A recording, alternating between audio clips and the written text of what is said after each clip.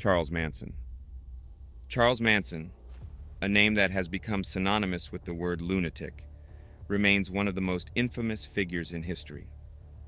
Born on November 12, 1934, in Cincinnati, Ohio, Manson's early life was marked by neglect, child wrongdoings, and criminal activity, setting the stage for his later descent into orchestrating one of the most notorious ending sprees of the 20th century. Manson's childhood was turbulent and unstable. His mother, Kathleen Maddox, was an unmarried 16-year-old who struggled with alcoholism and criminal behavior. Manson's early years were shaped by his mother's frequent absences and run-ins with the law, leading to a series of foster homes and reform schools for young Charles. This unstable upbringing fostered a deep sense of abandonment and resentment within him.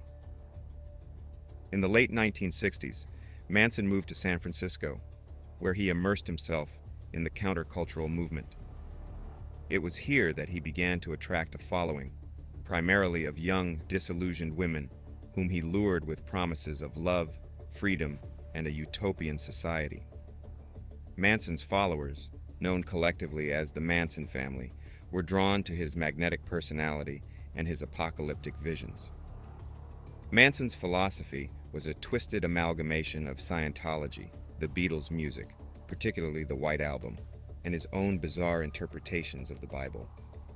He preached about an impending race war, which he termed Helter Skelter, borrowing from the Beatles' song of the same name.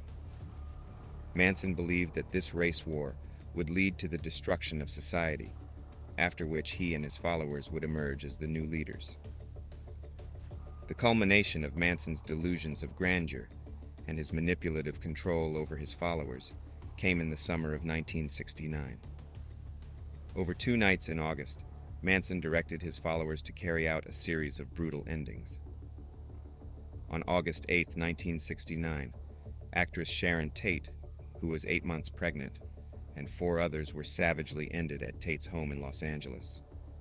The following night, Manson's followers ended Leno and Rosemary LaBianca in their home. These endings were intended to incite the race war Manson had predicted. David Koresh, born Vernon Wayne Howell on August 17, 1959, in Houston, Texas, is a figure best known in connection with the 1993 Waco siege between the ATF and the Branch Davidians. Koresh's apocalyptic visions and charismatic leadership led to a confrontation with federal authorities that ended in a tragic inferno. Koresh was born to a 15-year-old single mother, Bonnie Sue Clark, and never knew his father. Raised primarily by his maternal grandparents, Koresh had a difficult childhood characterized by academic struggles and social isolation. In his early 20s, Koresh experienced a religious awakening and joined the Seventh-day Adventist Church, though his radical interpretations of the Bible led to his expulsion. Undeterred, he moved to Waco, Texas, and joined the Branch Davidians, a splinter group of the Seventh-day Adventist Church. Under the leadership of Lois Roden, he began to rise within the sect, eventually assuming control after her perishing. In 1985, Koresh declared himself the final prophet of the Branch Davidians, adopting the name David Koresh. He taught that he was the Lamb of God, who could interpret the Bible's 7 seals, thereby unlocking apocalyptic secrets. Koresh's leadership was marked by strict control over his followers' lives, including their finances, relationships, and daily activities. He preached a doctrine of communal living and celibacy, though he himself engaged in polygamy, taking multiple wives, some of whom were reportedly underage. Tensions between the Branch Davidians and the outside world escalated in the early 1990s. Reports of child wrongdoings, illegal weapons stockpiling, and other criminal activities at the Mount Carmel Center, the group's compound near Waco, drew the attention of federal authorities. On February 28, 1993, the Bureau of Alcohol, Tobacco, and Firearms attempted to execute a search warrant at the compound, resulting in a shootout that initially let 4 ATF agents and 6 Davidians meet their maker. The failed raid led to a 51-day standoff between the Branch Davidians and the FBI. During the siege, Koresh communicated with negotiators, insisting on his religious revelations and demanding the opportunity to broadcast his message to the world. The standoff attracted intense media scrutiny. On April 19, 1993, the FBI launched a final assault, employing tear gas to force the occupants out. A fire erupted under controversial circumstances, rapidly engulfing the compound. By the end of the inferno, 76 Branch Davidians, including Koresh, met their maker. Jim Jones. A charismatic yet deeply flawed leader born James Warren Jones on May 13, 1931, in Crete, Indiana. Jim Jones rose to prominence as the founder and leader of the People's Temple. What began as a movement advocating for racial integration and social justice culminated in the tragic mass self-end/ending in Jonestown, Guyana, on November 18, 1978, claiming over 900 souls. Jones's early life was stricken by poverty and a turbulent family environment. His father, a disabled World War I veteran, and his mother, a factory worker, struggled to make ends meet. As a child, Jones was known to be an outsider with an intense fascination with religion and the end. He began preaching to other children in his community, demonstrating early signs of the charismatic leadership that would later define his life. In the early 1950s, Jones moved to Indianapolis, where he founded the People's Temple in 1955. Initially, the church was an independent congregation within the Disciples of Christ denomination.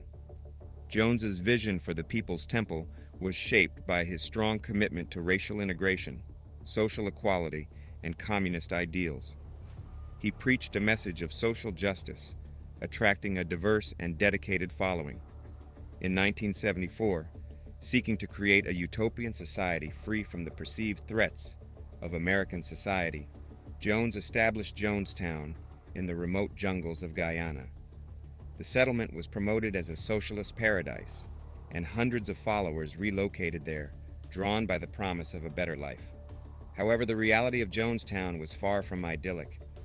Reports of human rights abuses and the deteriorating conditions in Jonestown reached concerned relatives and U.S. officials.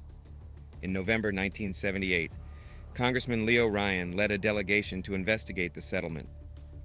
After a tense visit, during which several residents expressed their desire to leave, Ryan and his group were ambushed and ended by Jones's guards as they attempted to depart from the local airstrip. Following the attack, Jones convinced his followers that the end was near and that they faced imminent annihilation.